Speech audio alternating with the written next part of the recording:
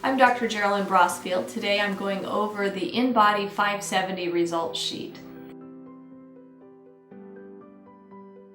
So if you start at the top of the sheet, there's a section that's called Body Composition Analysis, and you want to start there, look to the right side of that section, and you're going to see your total body weight.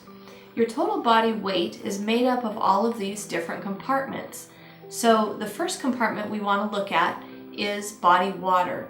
And there's water that's inside your cell and outside your cell, and that together makes up your total body water. Total body water is an approximation of muscle because water is stored in the muscle, and so this is your muscle content in your body. The next line says dry lean mass, that's your bone. So if you add your muscle and your bone, you get your lean body mass, and you can see that at the top of this segment. Your lean body mass is essentially all of your body except for fat. So if you add the last line, which is your body fat mass, you get your total weight on the right of this section. The second box down is the muscle fat analysis. This section helps you know whether or not the amounts of fat and muscle that you have in your body are in a normal range for your height and your gender.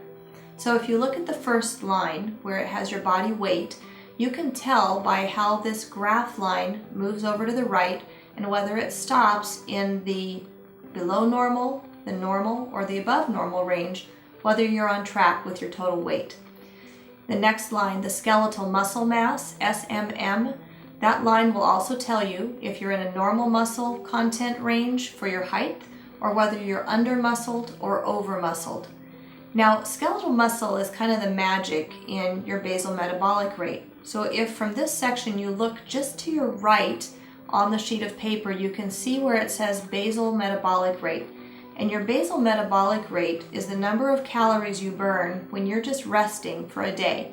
So this number is honestly the best indicator of how many calories you can eat in a day. Obviously, if you exercise more, you can eat a bit more, and there's a conversion factor your health coach can use to help you calculate how much more you could eat.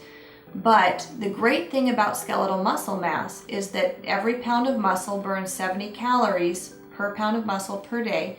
And so your skeletal muscle mass is the way you can increase your metabolism. The more muscle you build, the higher your metabolism will go in regards to how many calories you burn in a day. If you drop to the next line, the body fat mass, which is the bottom line in the muscle fat analysis box, is also an indicator of how many pounds of fat you carry in your body, and you'll be able to see by where that line reaches whether you're in the under fat, normal fat, or over fat range. The next section of the results sheet is the obesity analysis section. This section includes your BMI, which is your body mass index, and your percent body fat, your PBF. So body mass index is used by a lot of government agencies to assess risk. We know of this sort of as a calculation of normal weight, overweight, or obesity. And the problem with the BMI is that it's limited to just looking at your weight and your height, and it doesn't take into account what you're made of. So if you're someone who is a really highly muscled person, your BMI is going to be high. It'll be over or above the normal range because you have more muscle, and muscle is heavier than fat. So if your BMI is high, that can sometimes put you in a range where you are told that your health risk is increased. But what's even more accurate is if you drop to the next line, the percent body fat, and you look at your percent body fat to see if it's in the normal range or above. That actually is really the best indicator of whether or not you have any health risks.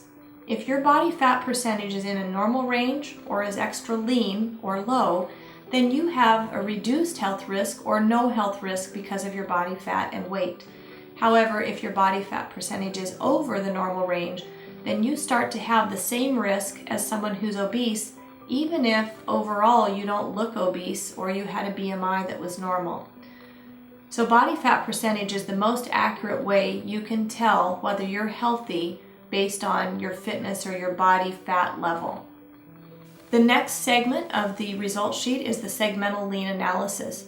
And in this segment, it breaks out every part of your body. So each arm, your trunk, each leg, and tells you how many pounds of muscle is in each segment. The great thing about this is you can use this to tell what you want to do in your workout regimen. If you notice that you're extra strong in your arms and not so much in your legs, you can choose to focus on your lower body with your trainer or in your workout regimen. Also, many people who are athletes use this section to help them know how to rehab a limb that they've injured. So let's say you injured your right leg, you could know if you had built the muscle back up in that right leg so that it was equal to your left leg before you full out started playing your sport again. Below the lean analysis is a segment that's called ECW/TBW analysis. This is an assessment of your body water. And if this number is particularly high, it means that you have some swelling on the inside or that your cell walls are not as strong as they should be. So this is a place where we notice inflammation or body retention of water sometimes when these numbers get elevated. Below this section is the history, and so if you've taken more than one InBody test, you'll be able to track your results and see what's going up and what's coming down, because it'll make a graph of your results across the bottom of the sheet. I'm going to move to the top right of your results sheet. So this segment, called Segmental Fat Analysis, is a description of how much fat is being stored in each segment of your body. So you can look at your right arm, your left arm, your trunk, and then your legs and see where fat is deposited.